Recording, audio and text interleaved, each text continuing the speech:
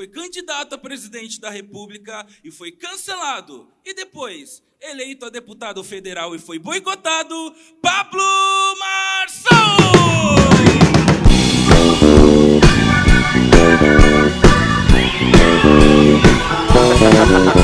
Chega aí! Muito bom!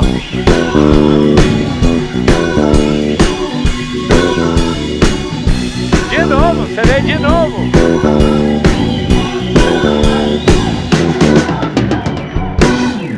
Aí sim, hein?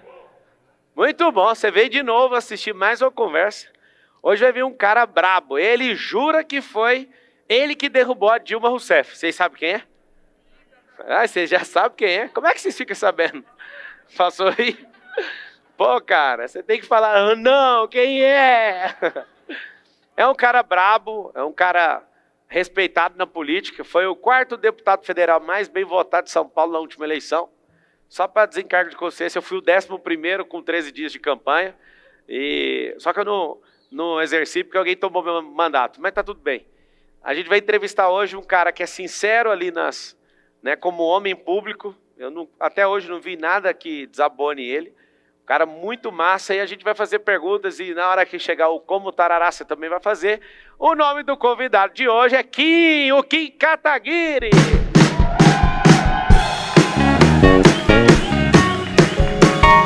Deputado federal, seja bem-vindo. Toma o seu lugar aí.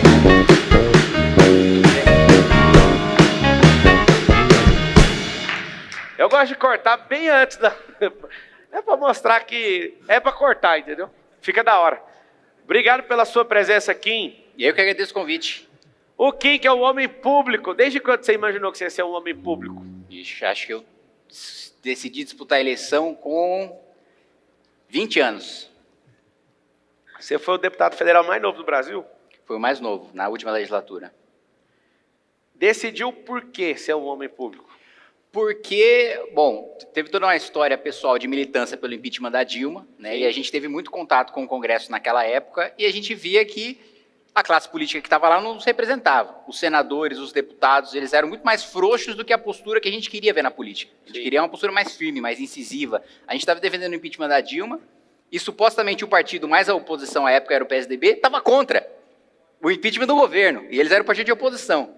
Então, a gente falou, bom, os caras nem minimamente defendem, não fazem um básico, né, arroz com feijão do papel de oposição, que é fiscalizar, que é comparecer na sessão, que é atrapalhar as votações do governo. E aí a gente percebeu que não só isso, mas todos os nossos princípios, todos os nossos valores, todos os nossos ideais de direita, de liberalismo econômico, de conservadorismo político, não estavam representados no Congresso Nacional. Daí que a gente, como MBL, não eu sozinho, decidimos disputar a eleição. Você criou o nome? Movimento Brasil Livre? Isso. Não, foi uma coisa conjunta ali. Sim. E hoje, então, se você entrou porque não tinha esses caras lá, hoje tem esses caras lá? Hoje tem esses caras lá, né? Acho que não só eu, mas outros parlamentares têm uma postura Consegue assim, mais falar o nome de alguém que dura, não é do seu movimento, que são os mais caras que você incisiva em respeita? relação ao governo? Não, acho que tem a deputada Adriana Ventura, que é aqui de São Paulo, do Partido Novo, né? Eu também diria que você tem o deputado Cabo Gilberto, na Paraíba, que também é um cara duro, incisivo em relação ao governo. Outros parlamentares que... o deputado Mendonça Filho, de Pernambuco, então, outros que têm uma postura dura, que têm uma postura incisiva em relação ao governo e que, de fato, se dedicam para saber aquilo que parece uma coisa óbvia, parece uma coisa básica, mas lê o que está sendo votado. Porque eu digo para você com tranquilidade que boa parte da Câmara dos Deputados, vota os projetos sem ler, sem saber o que está sendo votado. Sem saber o que está... O cara está mexendo bilhão para cá, bilhão para lá, e tudo que ele quer saber é o governo está a favor ou está contra? O governo está pagando emenda, está dando cargo para votar nessa matéria? Ele não quer saber, bom, mas isso aí vai melhorar, vai piorar a vida da população. Quer saber o posicionamento do governo. Quer saber o que o governo pensa sobre isso. Se eu sou do deputado da base do governo, eu vou lá e voto junto, quero receber minha emenda e levar para minha cidade. Então, quem é um cara que tem menos emenda parlamentar, porque ele não vota com o governo. Então. Exatamente. Quem é de oposição não recebe nenhuma emenda do governo. Você não recebe nenhuma? Não, do governo, zero. O que tem de emendas são as emendas impositivas, que é obrigatório pagar para todos os deputados o mesmo valor. Essa impositiva é aquela que dá, tipo, 500 milhões de reais para cada deputado de São Paulo? Não, as emendas impositivas são 40 milhões de reais. Só? 40 milhões de reais ao ano por deputado. Cadê o resto do dinheiro, Kim? O resto do dinheiro está com os deputados da base do governo, que aí sim, esses indicam 200, 300, 400, 500 milhões de reais, leva para o seu estado e se elege com base nisso. Mas eu acho errado, inclusive, O deputado que baseia a sua atuação só em emenda parlamentar. Porque a principal função do deputado, e quando você olha para os parlamentos do mundo desenvolvido, nos Estados Unidos, na Europa, no Japão, Israel, é legislar e fiscalizar, não é executar o orçamento. Mas, infelizmente, a população brasileira, a maior parte, não sabe qual a função do deputado, não sabe qual a função do senador. Então, quando vê um deputado inaugurando uma escola, inaugurando um hospital, levando uma obra para a sua cidade, acha que aquele deputado está fazendo o seu trabalho. Quando, na verdade, muitas vezes, aquele deputado está, na verdade, vendendo o voto dele para o governo. E aí você vê o descasamento, por exemplo. Fundo eleitoral. A maior parte da população é contra gastar 5 bilhões de reais para fazer campanha, para fazer propaganda política. Por que a maior parte, mais de 90% dos deputados, vota a favor de aumentar o fundo eleitoral? Porque o cara não se elege com base naquilo que ele acredita, não se elege com base naquilo que ele defende. Ele se elege inaugurando obra no seu município. E aí o cara fica feliz com a obra, não quer nem saber se o cara está votando contra ou a favor de fundo. Você já propôs alguma PEC ou juntou um grupo de parlamentar para tirar, por exemplo, esses 5 bilhões de fundo eleitoral? Já em 2020 eu consegui barrar o aumento. Infelizmente, em 2022 eu não consegui. Mas, assim, é uma minoria de deputados, uns 80, 90 que votam contra. Os outros 400 votam a favor. Os que votam contra é porque não pegam o fundo. Sim, ou não pega, é contra, enfim. Sim. Você está com 28 anos? 28 anos. Por que o Kim não casou até hoje? Por que o Kim não casou? Pô, acho que o Kim estava trabalhando demais, que estava estudando demais e continua fazendo isso. E acho que eu estou numa fase da minha vida que eu estou quase que 100% dedicado à minha vida pública, ao legado que eu vou deixar e que eu vou ter orgulho de falar para os meus filhos e para os meus netos, essa lei aqui, no ano passado, por exemplo, a gente aumentou a pena para furto, roubo e receptação, né? Fazia mais de década que a gente não revia a legislação sobre os crimes contra o patrimônio, que são hoje um dos principais problemas que a gente tem em São Paulo e no Brasil. Artigo 155, 57 e 180, que isso, a receptação. Isso. E a gente aumentou a pena de todos eles, justamente também para impedir, principalmente no furto, e nos furtos mais graves, furto de carro, furto de coisas, projeto de lei meu. Parabéns. Para impedir que o sujeito, mesmo condenado, não vá preso, porque hoje, você sabe, quando a pena é abaixo de 4 anos, geralmente você converte a pena restritiva de liberdade para a pena privativa de direito. Né? E aí o sujeito simplesmente paga uma multa, cesta básica, ou precisa fazer trabalho social, tal, e não vai preso. E aí a gente aumentou a pena mínima justamente para ser acima de 4 anos e para o sujeito começar no regime fechado. E de receptação, porque ele é o elo econômico do crime. Se o sujeito rouba, se o sujeito furta, ele precisa escoar esse produto de crime, esse celular, esse carro roubado em algum lugar. Se não tem quem receba, né, não tem motivo econômico, não tem incentivo econômico para você cometer aquele crime. E qual que era o grande problema? Por não ter grave ameaça e por não ter violência, a pena de receptação era muito baixa, mas é um elo econômico fundamental para crimes com grave ameaça e com violência. Daí que a gente aumentou a pena de receptação, justamente escutando a polícia, né, que relatava isso, que o sujeito que recebia não acabava preso. Foi difícil para provar? Foi difícil, foi assim, 1 ano trabalhando, assim, focando muito nesse projeto para conseguir finalmente aprovar na Câmara e nesse ano voltar ao trabalho para aprovar no Senado. E eu não tenho a menor dúvida de que o presidente Lula, pelo seu viés ideológico, vai vetar e a gente vai ter que trabalhar para derrubar o veto. Como ele vetou agora, sou um dos autores do projeto que acabou com saidinha temporária de preso. Né? A gente aprovou na legislatura passada, foi vetado pelo presidente da República, passou no Senado, foi vetado agora pelo presidente da República e a gente vai ter que trabalhar agora para derrubar o veto. O que é o seu sentimento? Ontem eu estava lá no parlamento, recebendo uma condecoração lá de comendador. E aí eu estava bem animado, eu fui lá dentro do plenário, fui ali no Salão Verde. Eu sinto uma energia de improdutividade aqui tão grande. E te falo isso assim que, eu não sei se você acompanhou, eu acabei sendo eleito deputado federal e fizeram uma sacanagem comigo, eu já virei essa página, não tenho o que fazer mesmo, né? Tirei uma vaga do PT e o PT foi lá e resolveu o problema. Fui eleito, quase 250 mil votos. E ontem eu senti assim, eu tenho uma percepção boa de energia. Você sente isso também, essa improdutividade ali no ar, como se fosse um lugar onde poderia resolver tantos problemas, mas parece que cada um puxa para um lado e a gente não consegue progredir como nação. Você também tem esse sentimento frequentando esse lugar toda semana? Não, mano, não sinto, eu vejo isso, pô. Sabe qual que é a média, o tempo médio para um deputado aprovar um projeto de lei? 5 anos. E o mandato do deputado tem 4. Então a regra do parlamento brasileiro é o sujeito aprovar o primeiro projeto de lei a partir do 2º mandato. Para você ter noção do nível de improdutividade. E isso quando não é um projeto que é, por exemplo, outro dia na Comissão de Constituição e Justiça, a comissão mais importante da Câmara dos Deputados, a gente estava analisando um projeto do Padilha, que hoje é ministro de Estado do PT, para criar o Dia Nacional do Funk. Imagina, o cara ficou 5 anos com, sei lá, 200 mil de verba de gabinete de funcionário trabalhando para ele, com cota parlamentar de 40 mil reais todo mês para carro, segurança, motorista, comida, gasolina, mais o salário, para, sei lá, no 5º ano de mandato aprovar o Dia Nacional do Funk. Esse tipo de coisa que a gente vê dentro da Câmara. E foi aprovado? E foi aprovado. E justamente então tem o Dia do Funk agora. Agora vai ser sancionado o Dia do Funk. Então, você pode...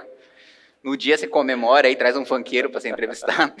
É essa a realidade que a gente vê no Congresso hoje. Muito por causa do que eu coloquei, desse descolamento da população, do eleitor, da maior parte do eleitorado, com a função do deputado. Que a função dele era para ser legislar, mas aí ele passa a maior parte do mandato preocupado em levar mais dinheiro para a sociedade.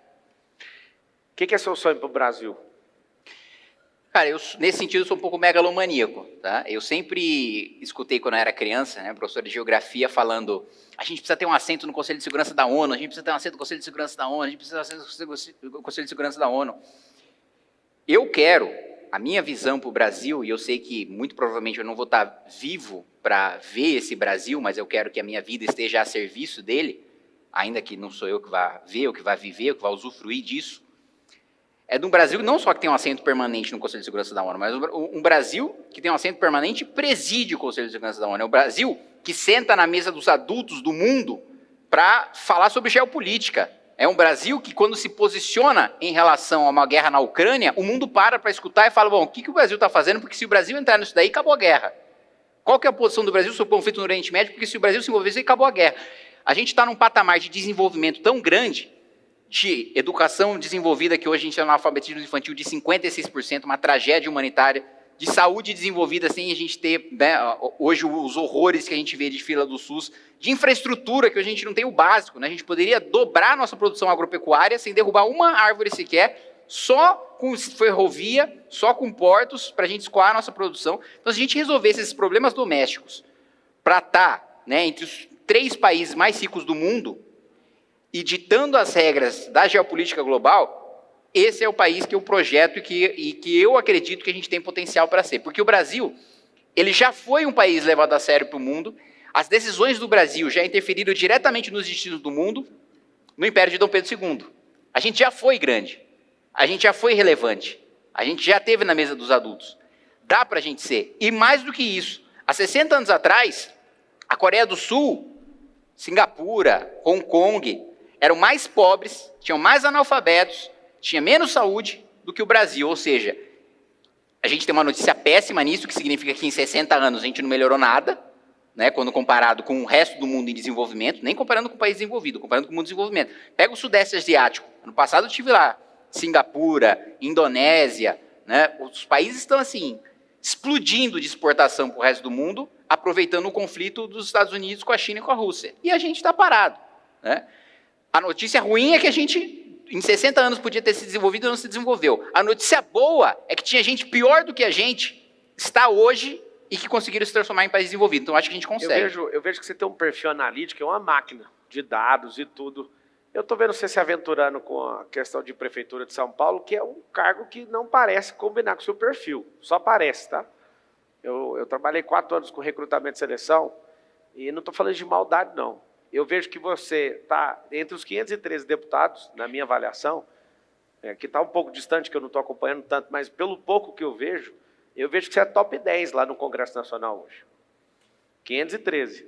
Mas eu não consigo ver como que uma máquina igual você, com esse tanto de informação, com esse tanto de pujança política, né, esse punch seu em ser um grande legislador, que eu reconheço que você é, independente de qualquer coisa de partido, quem pensa sabe que você é.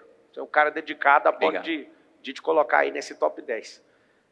Que doideira que é essa de pegar esse cara analítico e sentar num cargo altamente burocrático, altamente... você tem que suportar tanta loucura, tanta gente, tanta pressão. E eu vejo que às vezes a gente vai perder um talento no parlamento para mexer com prefeitura. Da onde você tirou isso? Da minha experiência do primeiro mandato. Eu sempre acreditei, e eu sempre disse, que preferia estar no poder legislativo para pensar a estrutura de país e para pensar a longo prazo, para pensar a Constituição, para pensar a estrutura, os problemas estruturais do nosso país, e não o gasto do dia a dia, a folha de pagamento, e não a burocracia do dia a dia do Poder Executivo, justamente por pensar que é o Legislativo que tinha mais poder de mudar as coisas no longo prazo. Exercendo o mandato, eu percebi que a maior parte dos projetos que a gente aprova são do Poder Executivo. Independentemente de ser de curto, de médio e de longo prazo, a maior parte das mudanças da Constituição que a gente faz vem do Poder Executivo. Quem mais legisla no nosso país não é o Poder Legislativo, é o Executivo. É o Executivo que pauta o debate político. E mais do que isso, o prefeito de São Paulo, ele tem um orçamento maior do que todos os governadores do Brasil, com exceção do governador de São Paulo. Todos os outros governadores do Brasil têm um orçamento menor do que o prefeito de São Paulo. O prefeito de São Paulo, ele é um governador. E a cidade de São Paulo é a única capital que não tem um escritório político em Brasília para articular uma bancada para defender os seus interesses. E aqui na cidade de São Paulo, cada R$11 que a gente paga de imposto, R$11 que a gente paga de imposto, para Brasília, volta um. É o menor ROI da República. O cidadão que trabalha, estuda na cidade, no estado de São Paulo, é saqueado todo dia pelo governo federal. E a prefeitura não tem o mínimo, que é o escritório político em Brasília. Então eu escuto muito, Pablo, inclusive dos meus eleitores. Pô, mas a gente vai perder um cara importante no Congresso Nacional, a gente vai perder um cara que faz um embate importante no Congresso Nacional. Não. O prefeito de São Paulo, eu como deputado, sou um voto. Como prefeito, eu tenho a capacidade de influenciar o voto de toda a bancada dos deputados federais do estado de São Paulo. Então, como prefeito, sou 50 votos dentro do Congresso Nacional. Agora, o prefeito atual não exerce esse poder. E, para além disso, a situação que a nossa cidade está, é a cidade mais rica da América Latina. Como é que tem 700 mil miseráveis? Como é que a gente está batendo recorde de roubo? Se você não estivesse disputando e tivesse dois caras no segundo turno, que é o atual prefeito e o mandatário do CEO da República aí, você acha que qual dos dois ganharia a eleição? Hoje, no cenário de hoje. Hoje, qual ganharia? Acho que o Ricardo Nunes ganharia pela rejeição do Boulos. Você acha que rejeição faz o cara perder? Faz. Eleição majoritária? Faz. Eleição majoritária... A última eleição majoritária tinha os dois com maior rejeição e o cara mais temido de todos os tempos, que você lutou contra ele, eu também. E não adiantou, o cara tinha uma rejeição absurda, todo mundo tinha pavor dele. Por que ele ganhou? Mas ainda assim, o Bolsonaro conseguiu ter uma rejeição maior. O segundo turno é disputa de rejeição. Agora, no primeiro turno, independentemente da sua rejeição, você precisa ter relevância para ir para o segundo. Então você pode apanhar, a imprensa pode estar contra você, você pode ter uma rejeição muito grande, mas se você tiver um apoio muito grande também, aí você vai para o segundo turno. Aí no segundo turno é disputa de rejeição. Agora, na sua pré-candidatura, você acredita que você vai para o segundo turno? Sim, claro, eu disputo para ganhar, não disputo para marcar posição. Muito bom. Bom, o que é a principal coisa que você acha que você pode mudar na cidade de São Paulo? Segurança. Sem dúvida nenhuma, segurança. Dá uma ideia aí, o que é que você quer fazer na segurança? Primeiro ponto, estive em São José dos Campos recentemente vendo o programa deles de o CSI, né, que é o Centro de Segurança e Monitoramento, e eles têm um sistema de câmeras com reconhecimento facial, inteligência artificial, que o sujeito comete um crime na rua, a pessoa liga, fala, olha, um cara de camiseta azul, mochila vermelha e bicicleta acabou de levar o meu celular. Você coloca no sistema, né, o cara de bicicleta, coloca a mochila vermelha, a camiseta azul, imediatamente vai aparecer todas as pessoas na cidade com aquela característica. Com isso, eles conseguiram reduzir os crimes, o número de roubos em 70% em São José, o número de homicídios em 40%. Por quê? Porque simplesmente é muito difícil você cometer um crime à luz do dia, no meio da rua, numa via pública, e você não ser pego, você não ser reconhecido. Pegaram gente procurada pela Interpol, porque o banco de dados, né, das câmeras com inteligência artificial dialoga com o Cortex, que é do Ministério da Justiça, e com a Secretaria de Segurança Pública do Estado. Então, se o sujeito está sendo procurado pela Interpol, se ele está sendo procurado por um crime federal, se ele está sendo procurado por cometer um crime no Estado de São Paulo, ele é pego. E tem câmera até dentro das unidades básicas de saúde. E aí tem dois casos muito curiosos que me contaram lá, que eu achei até engraçado. Um, no traficante que foi levar a tia para uma consulta na UBS, a câmera de reconhecimento facial estava dentro da UBS, pegou ele, a polícia militar foi lá e prendeu. O cara foi levar a tia para uma consulta, foi pego. E a outra coisa, como você tem essas câmeras dentro das UPAs, que é a unidade de urgência e emergência, se o criminoso vai lá, troca tiro com a polícia, é baleado e vai para urgência e emergência para salvar a sua vida, ou ou ele vai para a UPA e vai ser preso, porque a Câmara vai reconhecer que ele é o bandido que trocou tiro com a polícia e ele vai para a cadeia, ou ele vai morrer, porque ele não vai poder ser tratado na UPA. Então é um cerco ao crime muito forte. E aqui na cidade de São Paulo a gente sofre não só com o crime organizado, com o PCC, que assim está tomando a cidade com a Cracolândia, agora com o escândalo dos ônibus, os contratos milionários de dinheiro do pagador de impostos da cidade de São Paulo, indo diretamente para o bolso do PCC. Mas com o crime desorganizado também, com roubo, com furto, assim, não existe nenhuma área, e eu já rodei todos os 78 distritos da cidade, em que a principal preocupação não seja a segurança pública, independentemente de bairro, de classe social, de profissão, a principal preocupação é a segurança pública. Até tem ruas, né, que você precisa decidir, tem um farol, chegou às 10, 11 horas da noite, você precisa decidir se você vai ser roubado pela prefeitura, se você atravessar o sinal vermelho, ou se você vai ser assaltado ali, vai ficar parado no sinal. Então, hoje, antigamente, aliás, se dizia que você não podia andar com o celular no meio da rua. Hoje você não pode andar com o celular dentro do seu carro, que quebra o vidro e leva o celular. Então, assim, está numa situação que é a pior que eu já vivi aqui na cidade. Né? Boa. Me fala uma coisa. Se não for você, não for o Nunes, não for o rapaz lá que o CEO lá da República está apontando, tem alguma outra pessoa que você poderia falar assim, poxa, essa aqui dá conta do tranco? Tem alguém aí que você imagina? Não, se tivesse eu não me candidataria. A Tabata não dá conta? Porque eu ia apoiar, não dá. A Tabata, veja, fazendo uma comparação da Tabata com o Boulos, né, da atuação deles e conhecendo os dois da Câmara dos Deputados, a Tabata é um Boulos pausterizado. Ela continua sendo da base do governo Lula, continua votando junto com o governo, continua passando pano para os escândalos do governo, continua não fazendo um trabalho de fiscalização e controle que é de um deputado federal. Então, assim, na natureza, assim, os dois têm um discurso diferente, mas tem práticas dentro da Câmara dos Deputados muito parecidas. Então, não acho que dê conta do recado. Ainda mais sendo a principal preocupação da cidade de São Paulo a segurança pública.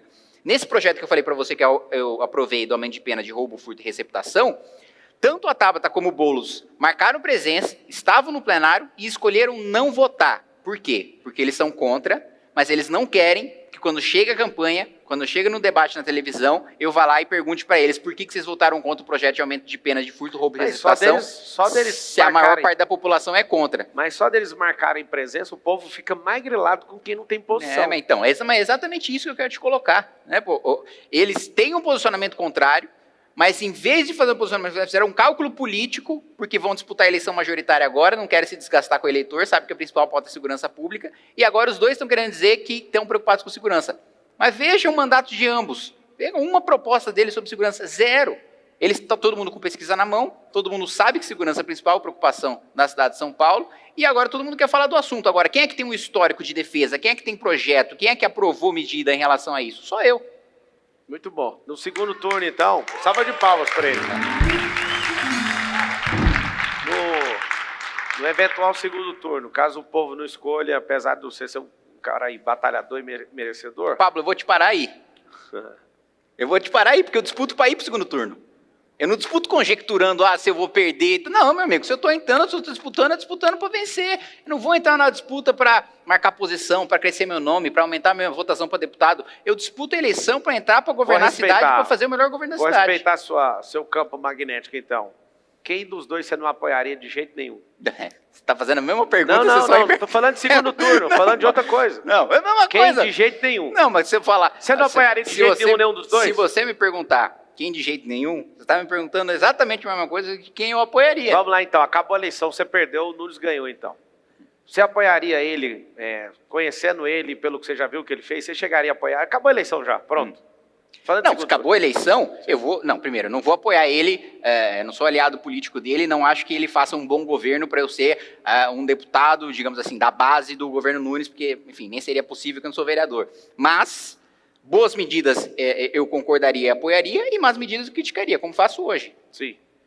E se seu partido tirar o apoio, o que é que você vai fazer? Eu vou brigar até o final para ser eu nomeado. Fala o seguinte para mim. Se alguém promovesse um processo de cassação lá na Câmara, porque você é um cara enjoadinho, né, para o sistema político. Seu parceiro do MBL falou, mamãe falei lá, né, o Arthur. Sim. Acabou falando besteira lá naquilo que ele estava, né, buscando energia nova para ajudar na eleição dele para governo, e do nada ele caiu e perdeu o mandato. Sim. Se esses caras fizessem isso com você, assim, como é que seria a sua atuação em relação a isso? Você já sabe que o sistema, quando quer derrubar, vai lá e derruba e pronto. O que você faria com o povo? Você faria a mesma coisa que você fez ali, gritar para esse povo ir para a rua? O que você faria numa situação dessa? Similar à do Arthur Durval. Não, eu ia cair atirando. Eu ia falar que eu estou sendo derrubado não pelos meus vícios, mas pelas minhas virtudes. Eu estou sendo derrubado não por eu cometi algum erro, porque eu roubei, porque eu matei alguém, diferente de outros deputados que roubam, que até matam, né?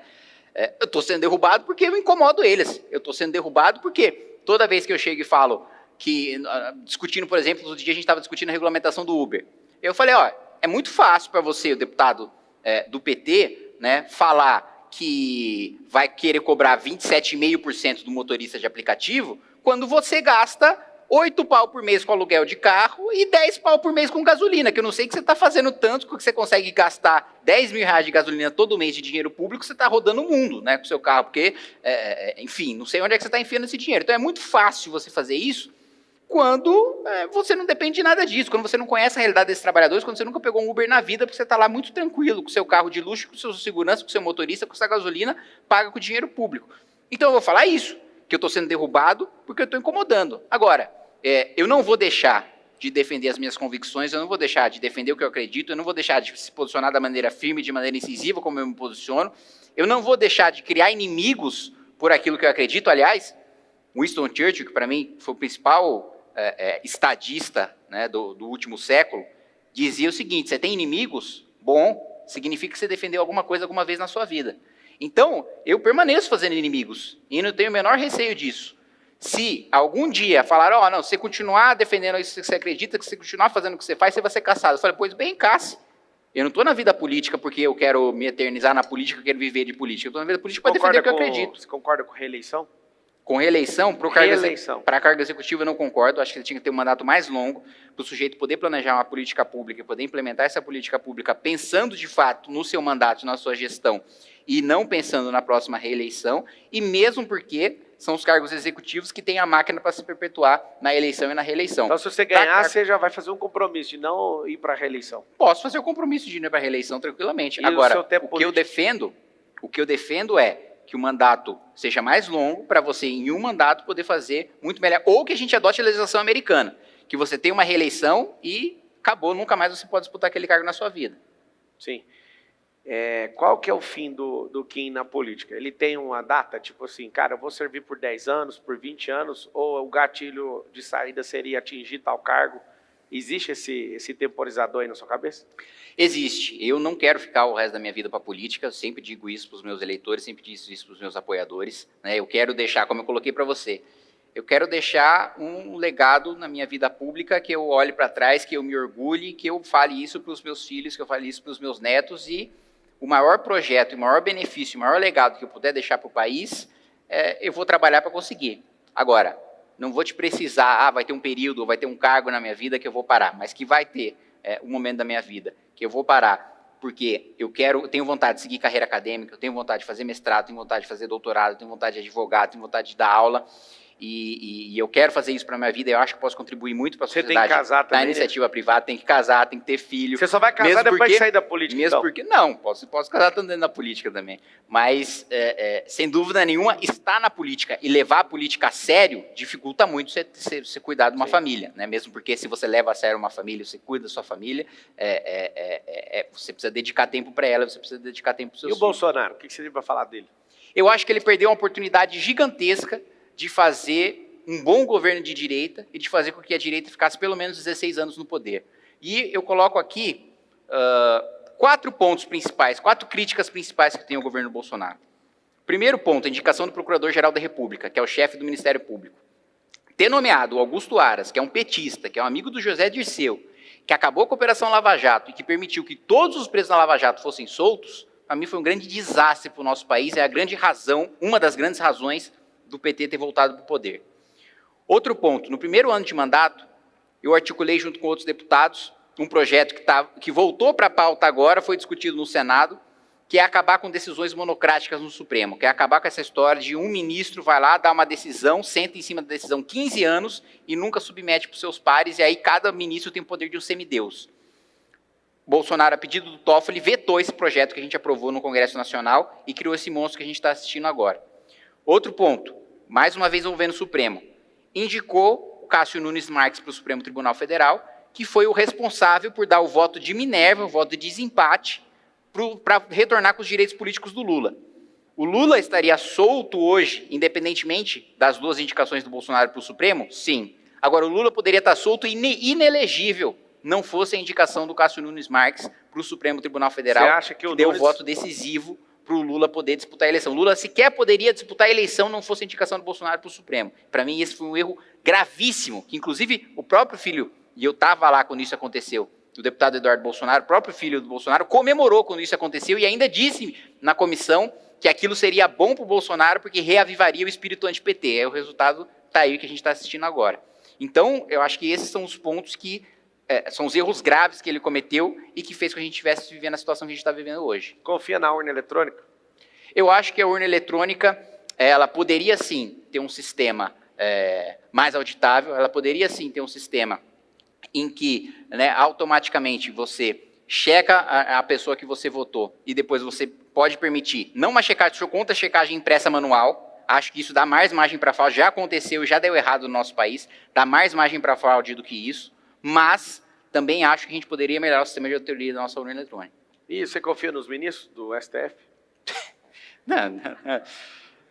Zero. Eu acho que o Supremo Tribunal Federal hoje se transformou num parlamento paralelo do PT. Estava vendo hoje mesmo, mais cedo, 1 hora atrás, a gente aprovou a desoneração da folha de pagamento, né? Ou seja, redução de tributos em cima da folha de pagamento. O PT perdeu no plenário, perdeu no Congresso, nós derrubamos o veto, Lula vetou, a gente derrubou o veto, o Haddad publicou medida provisória, a gente derrubou a medida provisória dele, que, aliás, a gente nem deveria ter votado, porque medida provisória, quando é ilegal, o presidente do Senado tinha o dever de devolver para o presidente da República sem nem o Congresso votar. Mas, enfim, o Pacheco não teve coragem, a gente votou, derrotou. Agora ele recorreu, caiu no Zanin, que era advogado pessoal do Lula, e ele derrubou a desoneração da folha de pagamento com uma canetada, com uma decisão monocrática que era para a gente ter acabado no primeiro ano do governo Bolsonaro.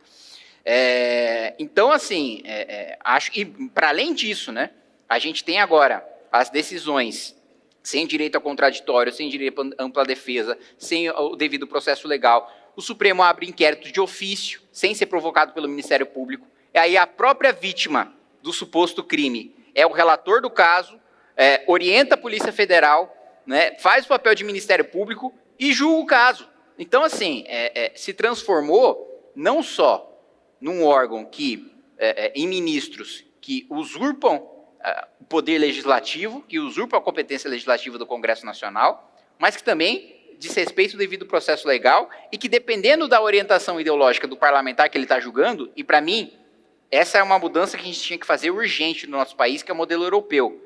Uma coisa é a Corte Constitucional, uma coisa é o Supremo Tribunal Federal. Outra coisa é a Corte que julga os políticos. São duas coisas distintas. Corte Constitucional julga a tese abstrata, julga a lei, não julga a gente. E a Corte que, de fato, julga casos criminais, na minha avaliação, aliás, nem deveria ter foro privilegiado, nem deveria ter uma corte especial para julgar os políticos. Mas se há o foro, que seja julgado por uma corte que não seja a corte que julga as leis, como acontece na Europa. É interessante que o foro privilegiado foi estabelecido no regime militar, né? Pós, né? Durante o regime. Não, pós. Foi durante. Esse direito foi criado justamente para mostrar para... Você também é jurista, eu também sou, eu salvo engano, foi. Eu lembro da crítica, porque hoje deve ter 70 mil pessoas com foro privilegiado. Sim. E aí eu fiquei chocado estudando isso, né, se eu tiver errado, depois alguém corrige. Olha para mim o período que foi colocado isso aí no Brasil. E esses caras colocaram isso justamente para dar direito político e falar, não, nós não temos uma ditadura. E hoje os caras usam disso como um instrumento para ser bandido, né, assim, e não respeitam o mínimo. Você acha, então, que, olhando para esse cenário aí, que parece irreversível do Supremo Tribunal Federal, você acha que a gente deveria lutar para colocar mandato para ministro do Supremo e tirar esse negócio de O cara ficar até... Imagina, você aguentar um cara que acaba de entrar há 40 anos, 30 anos. Você acha que tem que ter mandato Com também? certeza. Para mim, 10, 12 anos o máximo no mandato de ministro supremo e com impedimento de disputar a eleição. Porque senão também a gente queria um sujeito que fica lá 10, 12 anos no Supremo dando um monte de decisão para fundamentar depois a candidatura dele para presidente, para senador e tal. Você acha que tem alguém fazendo isso? Não pode usar isso para trampolim político. Você acha que tem alguém fazendo isso? Eu acho que foi indicado um ministro que é, evidentemente, um militante político, que é o ministro Flávio Dino. E que ele mesmo, antes de entrar no Supremo, logo ao ter a sua aprovação nomeada, disse que quando sair do Supremo pode voltar para a política. Mas, porra, isso é uma patifarice. O país sério é motivo do sujeito nem assumir o cargo dele no Supremo. É motivo de ter uma indignação popular tão grande que o sujeito renuncia de vergonha. Né? Você acha que o Brasil tem jeito? Tem, senão não estaria fazendo o que eu faço. Eu falei o ainda Brasil. acho. Não? O Brasil é um sistema cultural, um sistema de crença, é mais do que você pode imaginar. Eu sei que você é um cara aguerrido, mas eu perguntei sobre o Brasil e o brasileiro. Não, mas eu sei. Mas se eu não tivesse... Dá três, então, soluções para o Brasil que tem jeito. Se eu não estivesse pensando no Brasil, se eu não estivesse pensando no brasileiro, né, eu não estaria me dedicando à vida pública. Sim, né? eu sei que você é muito dedicado, só que a gente está falando de um sistema de 500 anos. Não, eu entendo perfeitamente. Três caminhos, então, para a gente mudar esse povo. Eu entendo perfeitamente. Eu acho que um dos principais problemas que a gente tem, como você colocou, históricos, culturais, é o patrimonialismo. Né? As pessoas confundirem o que é público com o que é privado.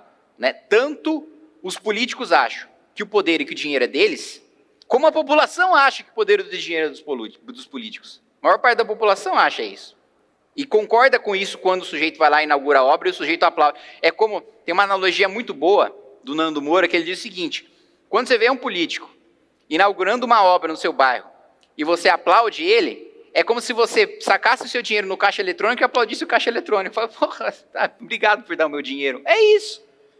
Então, para mim, uma das principais frentes, né, para a gente acabar com esse ranço histórico que a gente tem, porque o nosso orçamento, o nosso dinheiro, o dinheiro do brasileiro, ele é sequestrado por uma elite pública, por uma elite privada, que vive de privilégio. A elite privada, ela não está preocupada em gerar emprego e gerar renda, ela não está preocupada em gerar o melhor produto, ela não está preocupada em diminuir o preço, ela está preocupada em ter um privilégio tributário, regulatório, junto com o governo, para matar o pequeno empresário, que é 99% dos empresários são pequenos, são médios no nosso país.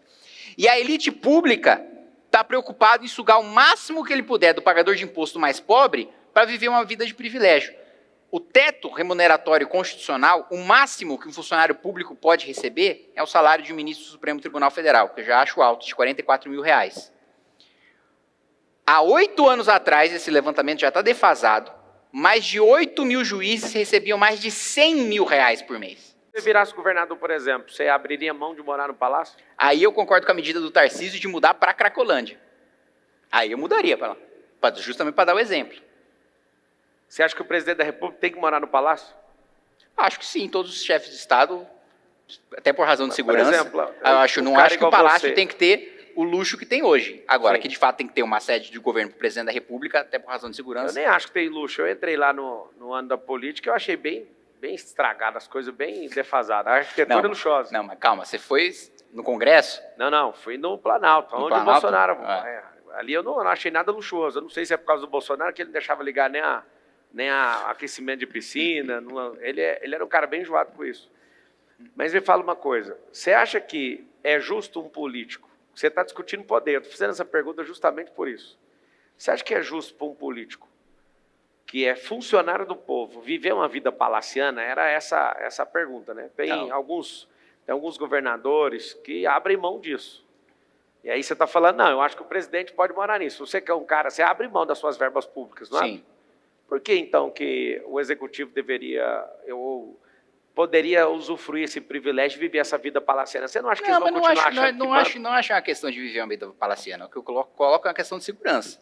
Então, por exemplo, se você for... Segurança pode ter numa casa no condomínio fechado. Não, mas tudo bem. Mas então, se há uma estrutura pública, né? Isso o sujeito é visado. De Uber? Eu ando de Uber. Então, e a sua segurança? Não, a minha segurança eu abri mão. Agora, então, eu você virou acho presidente que se você do Brasil tiver... hoje. Não, se eu for presidente do Brasil, aí a minha segurança é mais importante do que eu sendo deputado federal. Porque eu estou representando o Estado brasileiro. Então você hoje moraria no palácio. Hoje eu represento os meus eleitores. Sim, então você moraria no palácio. Sim. Sim, não teria problema nenhum. Não. E o gasto exorbitante de morar num palácio, você Não, poderia reduzir aí 5, você pode enxugar, lógico. gastar 5, mas de qualquer jeito é um palácio. Se ficar no palácio, vai gastar milhões todo mês lá. Mas tudo Você bem, moraria mesmo assim. Você pode enxugar, e tem várias áreas do palácio que, inclusive, dá para você fazer parceria público-privada com a arrecadação daquilo, com o turismo, com a arrecadação daquilo, com eventos, você pode Mas utilizar também para você financiar a estrutura pública. toparia morar ou não, numa casa, ao invés de ir pro palácio? Topo também. A questão, Pablo, é segurança. É o chefe de Estado. O chefe de Estado, ele é o comandante-em-chefe das Forças Armadas. Ele é visado por organizações criminosas. Se ele combate, se eu for, vamos colocar no mundo imaginário hipotético que eu sou presidente da República. Eu sou presidente da República, eu vou declarar guerra ao PCC, eu vou declarar guerra ao Então o Comando governador Vermelho. também tem que morar. Eu preciso, não, acho que o governador também, porque ele também é o comandante-chefe da Polícia Militar. Certo. Então não teria problema nenhum gastar. Eu já entendi que você falou sobre mesclar esse... Dá para ser austero. Agora, você não precisa se matar para isso. Você analisando as contas públicas aí da Prefeitura de São Paulo, se você assumir no próximo ano, você acha que você consegue baixar em quantos por cento com essa austeridade sua? Baixar o quê? Os gastos do governo? Acho que dá para a gente baixar pelo menos 20%. E a gente já está falando... Como? Opa, peraí, dentro dos gastos, só para você ter uma ideia. Só de estatal, municipal, né, a gente tem a Prodam, por exemplo, que é a empresa municipal de processamento de dados. Tem um gasto bilionário com a Prodam todos os anos. 5 bi? Bilionário com a Prodam todos os anos. É mais ou menos uns 5 bi. E a Prodam produz, por exemplo, um software de prontuário eletrônico 5 vezes mais caro do que o melhor do mercado. E a minha formação técnica é de processamento de dados, eu era programador. Então, assim, o melhor software de mercado, o top, é 5 vezes mais barato do que aquele que a gente desenvolve numa empresa pública, que o diretor vai lá e tira 100, tira 150 mil. Isso sem falar em todos os gastos discricionários que você tem. Você já fez uma denúncia no Ministério Público, por exemplo, ou dentro não? da Secretaria. Mas é legal, é imoral, mas é legal. Não tem como denunciar para o Ministério Público. O Ministério Público vai falar. Mas se o melhor do mercado é X e o dele é 5 vezes mais caro, eu sei que é imoral, mas pode detectar ou pelo menos abrir uma investigação para ver o processo licitatório. Sim, não, eu representei o Tribunal de Contas e o Tribunal de Contas falou, é legal. E, inclusive, por lei, o poder público tem que priorizar. Quando há empresa estatal... Isso não te deixa puto, não, velho? Mas é por isso que eu sou deputado, por isso que eu estou na vida pública. Porque eu vejo o cara você já formou? 5 vezes mais caro. Outra coisa, essa questão do que eu falei da remuneração do juiz, para mim, os privilégios que você tem da elite do funcionalismo público é uma das coisas que mais me indigna e uma das coisas que eu mais luto contra no Congresso Nacional, porque dois dos principais beneficiários são duas das entidades, das instituições mais perigosas para os deputados, que é o Ministério Público e o Judiciário. Então ninguém tem coragem de fazer esse enfrentamento lá. Quando eu entro com uma representação para acabar, por exemplo, com um quinquênio de juiz que quer ter aumento automático a cada 5 anos, estourando em 80 bilhões de reais no nosso orçamento, o Tribunal de Contas concede, e aí vai para o Supremo, aí Seu movimento formou quantos deputados federais? Meu movimento, quantos deputados? O MBL? Não, sou eu, deputado federal do MBL. Só você? Sou eu. Por que esse movimento é estéreo assim? Só formou você? Porque, primeiro, acho que nós não temos um partido político, e isso dificulta muito na eleição da chapa, porque a gente não monta as nossas chapas, a gente está sempre refém de chapas de outros partidos. E porque durante todo esse processo, a gente foi muito mais um movimento de rua do que um movimento de política institucional. Agora que nós estamos nos formando mais no movimento de política institucional do que no movimento de rua. Você não acha E que você porque tá isolado? é muito difícil. Sim, estou isolado, não tem a menor dúvida cara, disso. Você vai fazer 8 anos já de parlamento e você não conseguiu formar um deputado além de você? Isso é um movimento ou isso é você sozinho falando que tem um movimento? Não, esse é um movimento. Agora, é um movimento que não tem a grande imprensa, é um movimento que não tem rios de dinheiro público, é um movimento que é justamente o contrário daquilo que a política institucional estabelecida defende. Você já fez abertura de assinatura para abrir um partido? Tem o MBL, tem uma abertura iniciou um processo de coleta de assinaturas para partido político. Vocês já político. estão com quantas mil? Não sei te dizer precisamente, porque eu não estou na operação do Mas dia a dia do começo, partido. então. Está no começo. Está no começo. Você tem um sonho de fazer parte de um grupo político que vai eleger o presidente do Brasil? Sim, eu quero que o MBL eleja presidente da República, eleja presidente do Senado, eleja presidente da Câmara, eleja presidente do Supremo Tribunal Federal. Sim. E o cara com as suas ideias, você sabe que você não vai aprovar o partido nunca. Né? Aí nós podemos fazer uma aposta. Quer apostar quanto? Quanto você oferece? É só você falar a data, até tal data. Aí depende do tamanho da aposta que eu vou fazer. Até 2026. Até 2026, você acha? O ex-presidente não conseguiu formar um partido, você vai conseguir? com um deputado guerreiro. Você é japonês ou coreano? Sou brasileiro, né? Não, a descendência. Meus... Boa.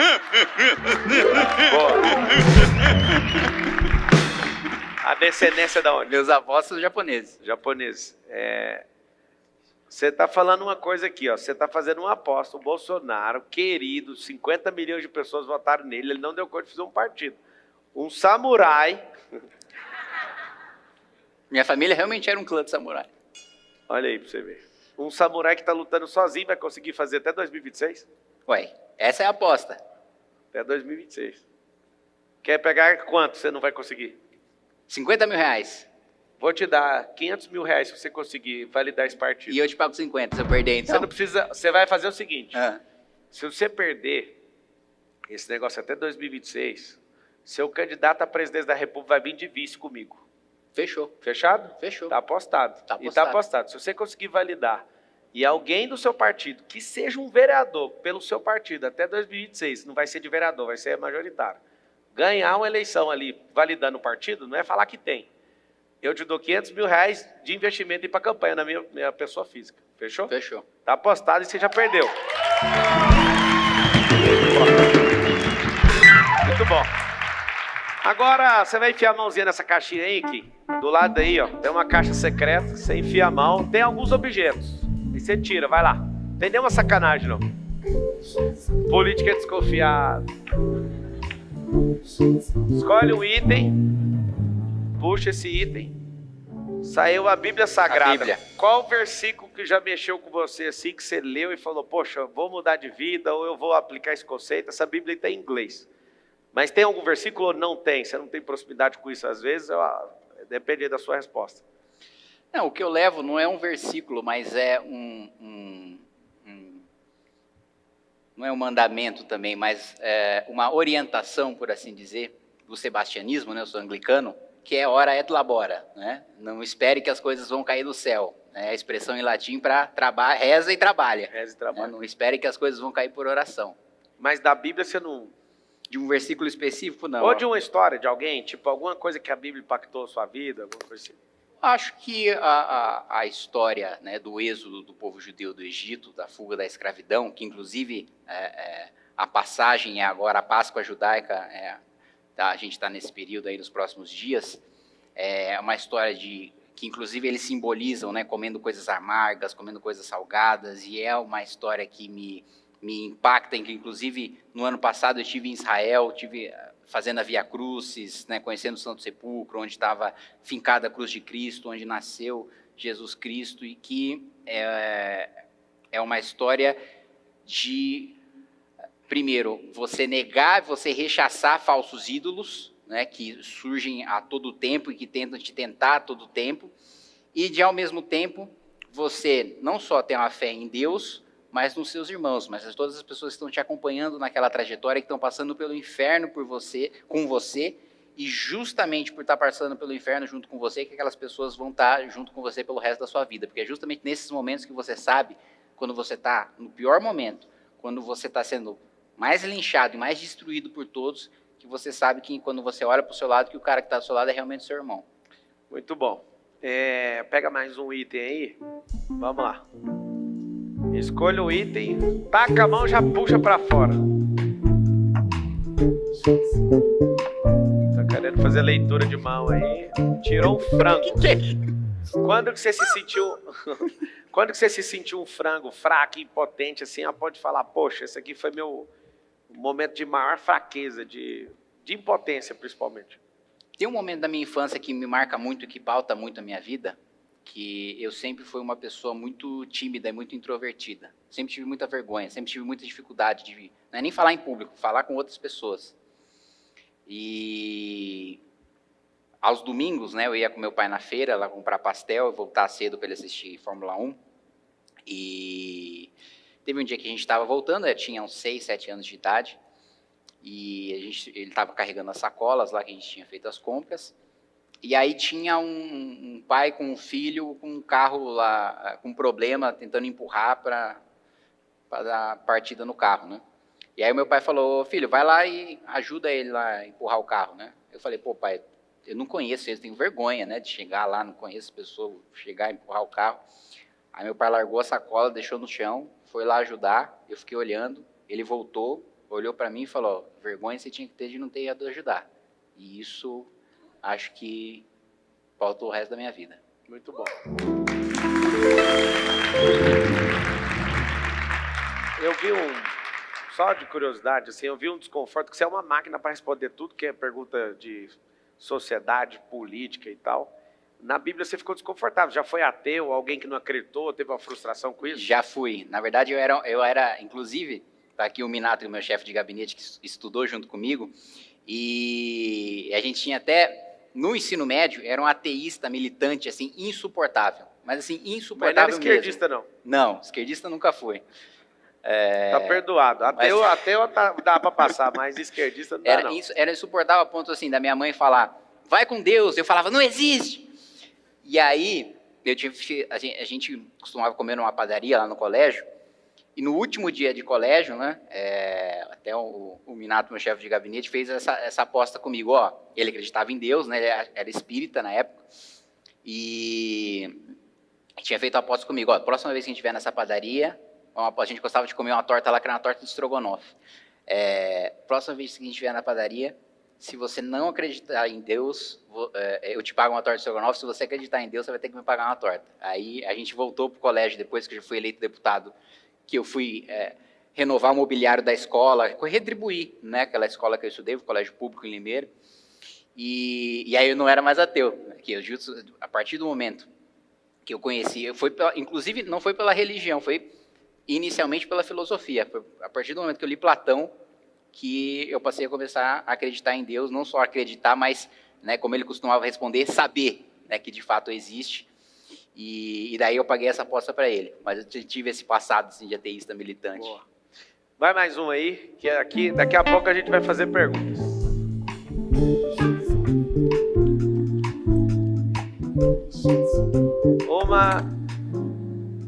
Que é isso? Uma máscara. Quanto a máscara social que você tinha, uma coisa que você colocava, às vezes por necessidade de aprovação, uma medo máscara de ser rejeitado, e ser tipo assim, uma coisa que você até arrepende ou não, mas que você usava e parou de usar. Um comportamento, um filtro. Eu não digo uma máscara social, mas as pessoas, quando me veem em debate, em entrevista, na tribuna, acham que eu sou uma pessoa muito extrovertida e acham que eu falo muito na minha vida pessoal. E aí, quando elas me encontram pessoalmente, falam, pô, você é quieto, né? Você escuta mais do que você fala. Eu falo, esse sou eu no dia a dia. Agora, quando eu estou aqui conversando com você, ou quando eu estou na tribuna, quando eu estou no debate, quando eu estou na televisão, eu estou exercendo minha função pública. Eu estou defendendo aquilo que eu acredito, estou defendendo aquilo que os meus eleitores acreditam, estou levando minha convicção para frente. Mas na vida pessoal, primeiro, eu não fico falando de política o tempo todo, como as pessoas imaginam. Pô, aqui na vida pessoal deve calar a boca. Pô, você viu a medida do Haddad na semana passada? Não, eu não sou o cara que fica falando de política o tempo todo. Pelo contrário, na minha vida pessoal eu fico falando de... Não sei se você gosta, se você já viu, de anime, de mangá. Né, é disso que eu falo na minha vida pessoal. E eu não sou extrovertido, eu não sou falador, eu sou mais... Você não quis decretar o dia do anime, do mangá lá no Congresso Nacional? Não. No máximo, uma sessão solene em homenagem à cultura pop japonesa. Agora, dia... Legal. Tem um quadro aqui que chama Começa com Como. Duas pessoas da plateia vão te perguntar, indo direto no como, toca a musiquinha, enquanto os microfones rodam.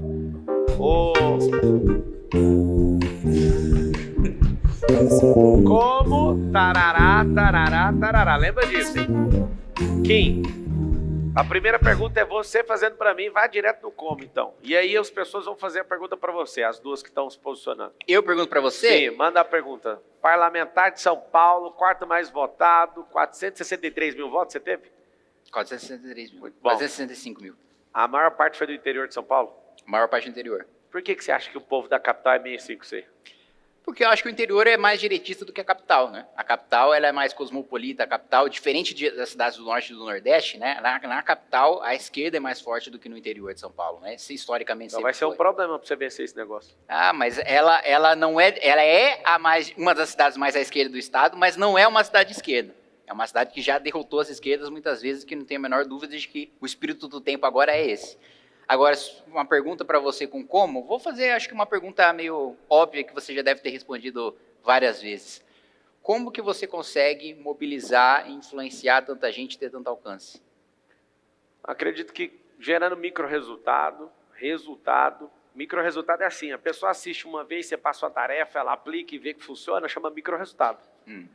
O resultado seu lá da eleição é ser eleito deputado federal. Isso é um grande resultado. Para algumas pessoas, marcar 1000 votos ali na urna foi um micro. Ela, poxa, não ganhou nada com aquilo, mas ganhou uma mega experiência. Ela sabe que ela é capaz e que ela pode expandir aquilo. Agora, eu mostro meu propósito com clareza, mostro meu estilo de vida, falo rasgado, né? Diferente de você, que é um cara bem comportado e nobre na fala, às vezes eu exagero ali na fala para chamar a atenção, porque o maior ativo do mundo é a audiência. E aí muita gente fala, esse cara é muito tosco por isso, mas depois que conhece ou chega perto, a gente acaba tirando essa diferença. Eu entendo, né, que poderia ser um processo menos doloroso, mas a gente está diante de um povo, né, que acredita em bandido, a gente está diante de um povo que cai em conversa fiada de um monte de gente, então é um povo ainda vitimizado. Se você às vezes cutuca nessas feridas, você é falado por isso. Eu nunca vi ninguém numa mesa de bar, ou em qualquer mesa, né, que eu nem frequento bar, mas nunca vi ninguém falando dos seus grandes feitos, o seu. Mas eu já vi das coisas que eles não concordam. Então para e pensa. Te dou uma dica para a eleição, viu? É o que eu te Mostre disse. seu lado ruim. É o que... Porque o seu lado bom não vai ser vendido não vai ser repassado gratuitamente. O lado ruim vai ser... Tem gente que vai pagar para falar de você. Tem gente que tem um cara aí, um cineasta, que gastou 400 mil reais fazendo um filme para falar mal de mim. E eu estou esperando com mais R$1 milhão o filme sair para criar um funil de venda logo após o filme. Ou seja...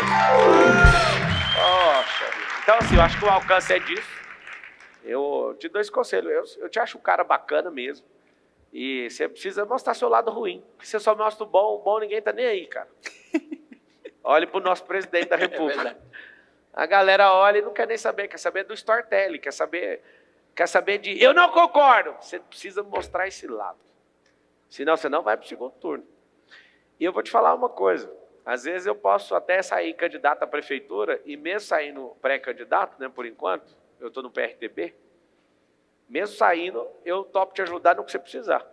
Fechou, porque eu sei que a cidade tinha que ter políticos que raciocinam. Eu vou propor isso para todo mundo, falar, coitado, essa campanha de vocês está errada, vamos trocar ideia. Eu quero que todo mundo saiba que todo mundo tem essa capacidade. Sabe por quê? Que se o povo pensar do jeito que você pensa, cara, nós vamos mudar esse país. Se as pessoas pensarem não igual a você, mas do jeito que você pensa, com essa massa crítica, com essa capacidade cognitiva de ver problema, de não ter medo de peitar essas coisas, que eu te acho um cara destemido. Só que o que eu fico mais puto de ter te entrevistado é saber que só você está nisso sozinho. Por exemplo, eu vi lá o Nicolas com a tropa dele lá. Você tem problema com o Nicolas, por exemplo? Não. Não? Mas nem troca ideia.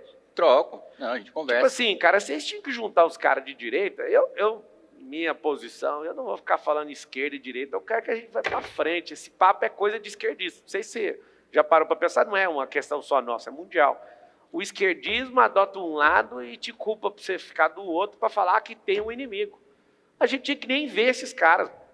Tem que ter o diálogo? Tem que ter o diálogo. Só que a gente tinha que pensar como Brasil, brasileiro. É muita paixão política, é muita paixão por ídolo político, é muita paixão por muita coisa. Isso é muito chato. E a gente para de progredir. E a gente fica parecendo essa nação atrasada, tipo 80 anos atrás dos Estados Unidos, porque a gente fica sempre idolatrando mais uma figura. A gente fica sempre passando pano para quem a gente gosta. A gente não pode passar pano para quem a gente gosta, a gente tem que tratar quem a gente gosta.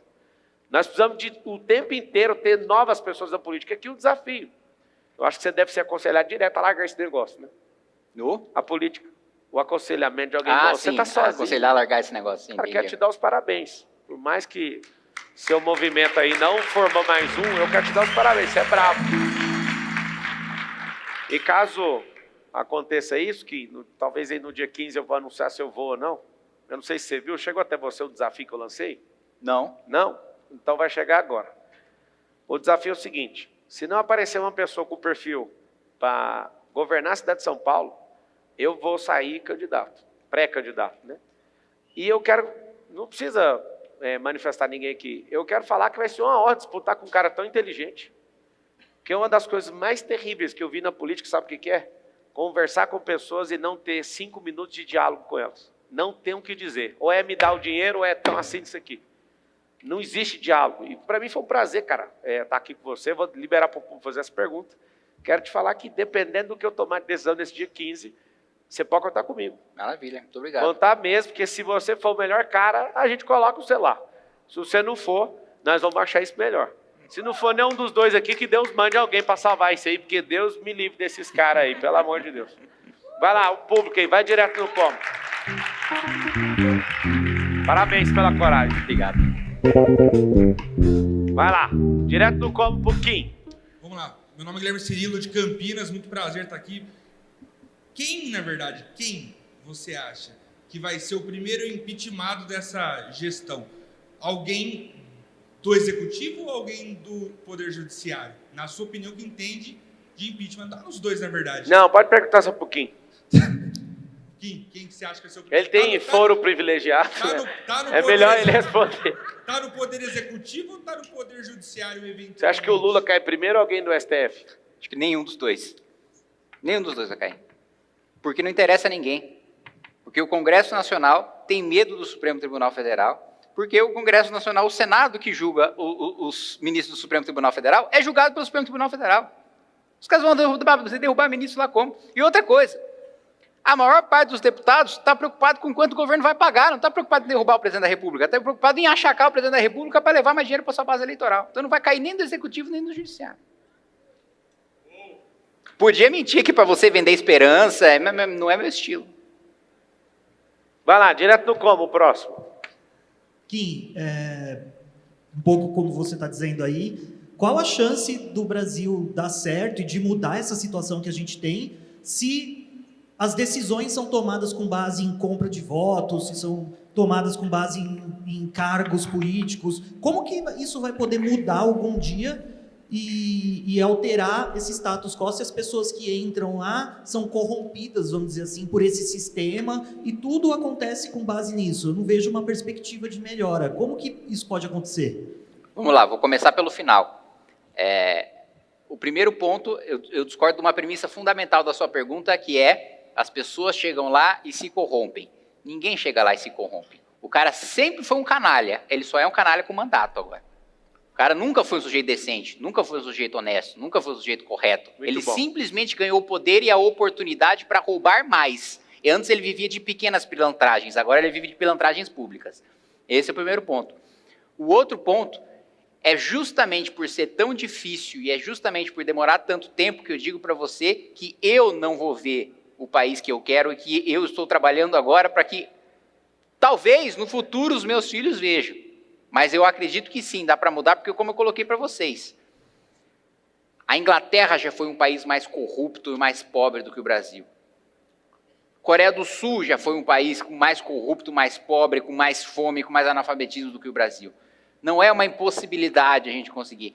É que nós temos problemas estruturais tão profundos que vai demorar décadas para a gente chegar lá. Mas dá para a gente chegar lá. A gente já esteve lá. Não há nada de inferior, de maneira inata, no brasileiro que impeça ele biologicamente de conseguir ter um país desenvolvido em algum momento. Tem outras nações desenvolvidas que tiveram momentos piores do que a gente está hoje, mais esperançosos do que a gente está hoje. Por isso que eu acredito que dá para a gente fazer. Muito bom. Você tem uma noção, a China, que vai atropelar os Estados Unidos agora no Produto Interno Bruto, em 1990 tinha um PIB menor do que o do Brasil. Você vê o que é uma nação. Lá tem dois modelos, né? Às vezes você fala, pois é, lá é comunismo. Lá não é comunismo só.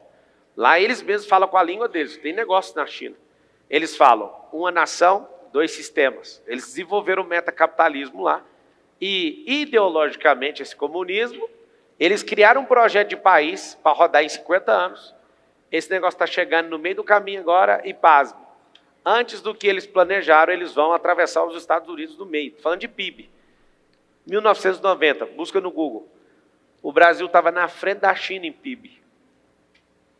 Ou seja, tem como? Tem, mas vai ter que mudar a mentalidade. Então, um apelo que eu faço para todos vocês que estão assistindo esse programa, que eu acho que foi muito rico esse momento aqui, conhecendo você um pouco mais, é que nós precisamos de pessoas inteligentes na política.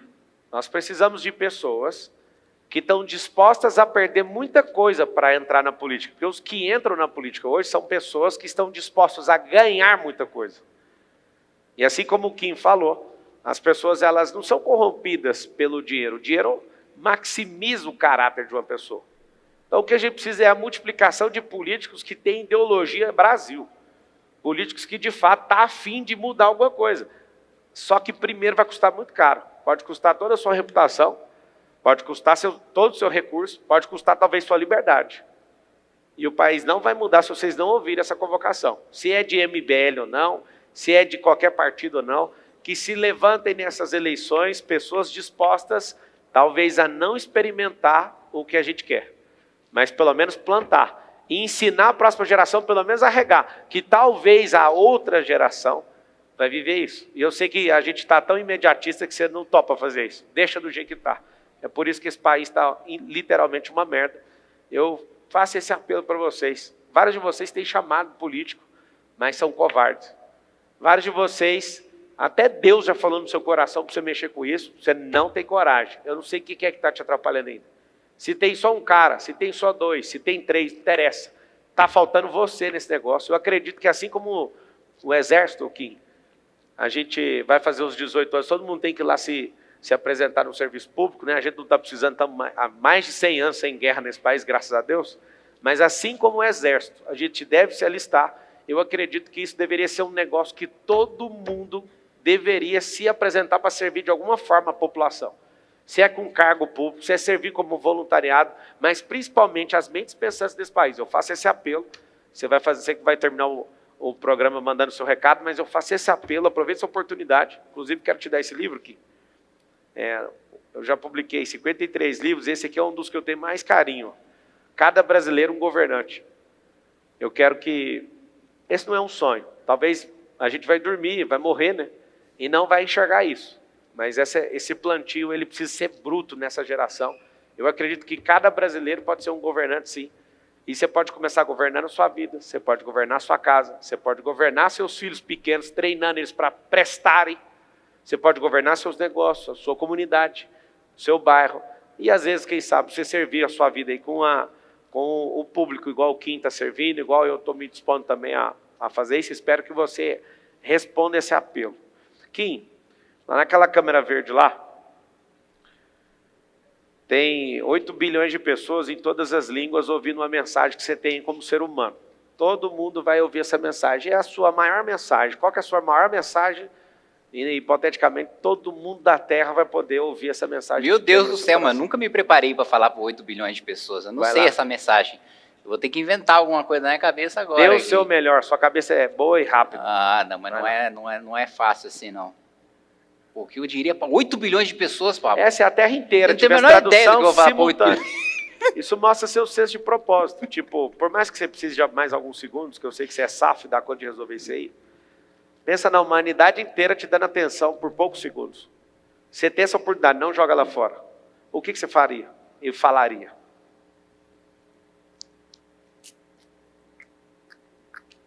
Samurai.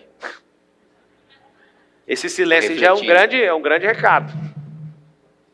É claro, esse é o primeiro ponto que eu diria para 8 bilhões de pessoas. Se você for falar para 8 bilhões de pessoas, pensa bastante no que você vai falar antes de falar, porque tem um potencial de estrago, talvez até maior do que o potencial de benesse que você pode trazer, trazendo uma mensagem para 8 bilhões de pessoas. Mas eu diria que,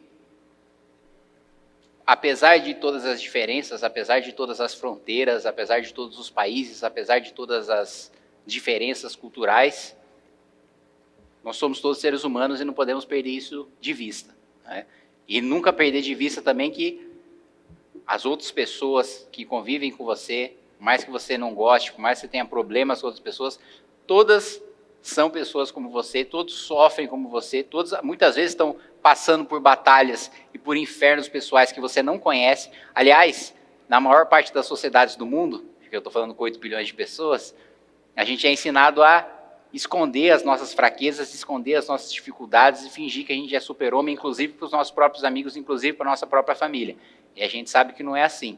Então, tanto a gente pessoalmente tem, inclusive, tem que ter a coragem de falar dos próprios problemas, de falar das próprias dificuldades para quem a gente ama, para os nossos amigos, para a nossa família, porque eles se preocupam com a gente, porque eles querem saber como a gente está e porque eles querem fazer o melhor para que a gente esteja bem, como a gente tem que entender também que os outros estão vivendo infernos pessoais que a gente pode ter nem ideia do que eles estão passando, e justamente por isso que a gente tem que ser gentil, justamente por isso que a gente tem que ter empatia pelas outras pessoas. Uma salva de palmas para Kim. Muito bom, garoto. Prazerão. Vou pegar aí? Tá caindo o microfone. Vou pegar pra você. Coloca aqui, Tá aqui. Cara, parabéns. Obrigado. Não desiste não. Continua firme. Vamos tirar uma foto? Vamos lá. Pega esse.